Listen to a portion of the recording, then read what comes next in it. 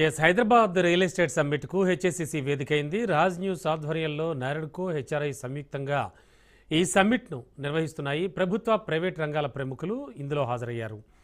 Right now ఆ సమ్మిట్ని లైవ్లో చూద్దాం. Development. We keep on.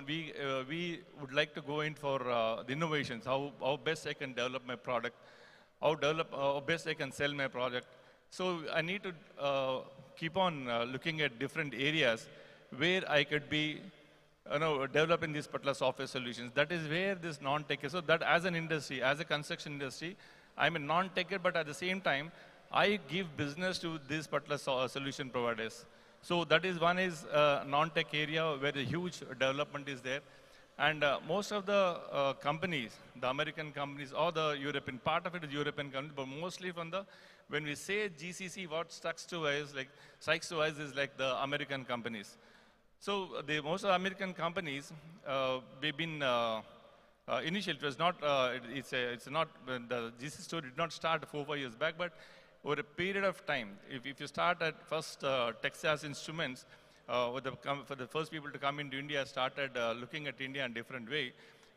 What impressed them is the cost of one is abundant. I would like to first put in my list the abundant skilled manpower, the talent which we have in India possessed in those years, that evolved over a period. The same people who work for this company started leading those companies. So that is the beauty of technology. What companies, what is happening in India over a period of time.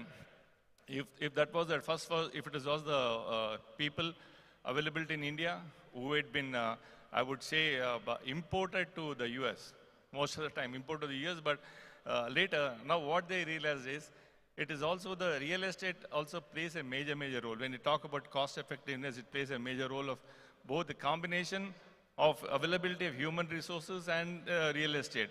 That was the best part what they could realize.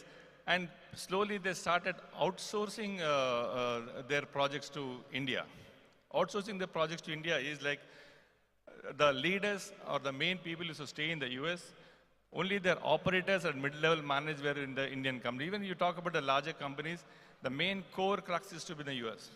For the last 4-5 years, what they realized is, no, the monitoring system, the availability of infrastructure, the data management, because the infrastructure, when we talk about infrastructure, it is not only the buildings what we see, it is the availability of uninterrupted power supply, law and order situation, stability of that particular place, and the living conditions of their employees. So all these are the combination of which made the American companies choose India over any other language, matter of fact, choose India over any other country.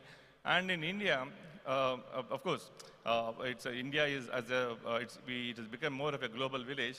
I would like to say that we as in Hyderabad, since today we are talking about Telangana and Hyderabad, surprisingly, it overtook our main Bangalore, Chennai, Pune and all for different reasons. Even though they were leading in IT exports, as a business they were leading. But we need to understand, something is called the happiness quotient. Happiness quotient is, that's what, it improves our lives, it improves our living conditions, it enhances our standard of living. What people have realized in different studies also, that happiness quotient is more in Hyderabad than compared to any other state. We should be proud of that. Taking a clue from in countries, so that was the areas, these are the reasons, what made these companies, multinationals to come to Hyderabad. And I need not tell you, because most of the people are here, the developers who have contributed for the last 2 to 3 decades to see Hyderabad what it is today. Previously, when, even I am brought up in Hyderabad, I personally saw how the kind of development, how the Hyderabad evolved. So my sincere thanks to each and every developer who contributed to this. Apart from the common policies, we've been holding and working together with of course we have some challenges, but still the combination of the real estate developers, especially real estate developers, emphasize that These were the main people who are the with the engine, drivers of the economy engine of the Hyderabad. So that is one of the another area. And when you're talking about the growth, the last 5 to 10 years, it was a natural progression. And present day Hyderabad is totally different from what we've been seeing 20 years back when we started high-tech city, and slowly high-tech city to the new financial district, a lot of banking and financial service companies coming into India, then product development companies coming here. And you can see all the top names, Google, Facebook, you name the company, they have the premise here, including Microsoft.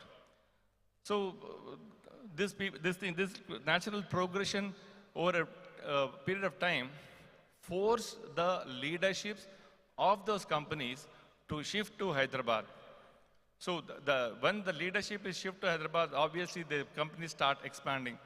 So from here, I would take a clue of how the GCCs have been expanding, and the main real story has started. And in my presentation, I'm going to show the development happened over a period of time. Next slide, please. Yeah. Next slide. Yeah, thank you. So here is a data collected. The information whichever I'm providing here is authenticated by a NASSCOM. So NASSCOM is a body where they have these committees and panels where all the GCCs companies come together, and they share their data. From here, what we can see is India houses over 400 GCCs, and need not say the GCC, now it is called the capital, GCC capital of the world. Average GCC talent expanded by 24% during the financial year 19 to 24, and around 40 global unicorns have presence in India as of 24. The initial wave of GCC growth was driven mainly by large enterprises. Currently, mid-market enterprises and unicorns are also setting up the operations here. GCCs traditionally have been operating as outsourcing backups of MNCs, which have been trying to mention the same thing, the global companies, and over 70% of the Fortune 500 companies are expected to expand their presence in India by 2030. And most of them are coming to Hyderabad. So they are evolving into innovation hubs and centers of excellences, handling complex technologies and process across value chains. Next slide, please. So about GCCs in India, globally the US continues their dominance with 1,000 plus GCC units. The first slide was talking about the Fortune 500 companies' interest in India. This is about the small and medium enterprises also which have been venturing into India, and their numbers are going to increase over the next couple of years. The GCC landscape is undergoing a transformation with more diversity. 200 plus GCC units are housed in emerging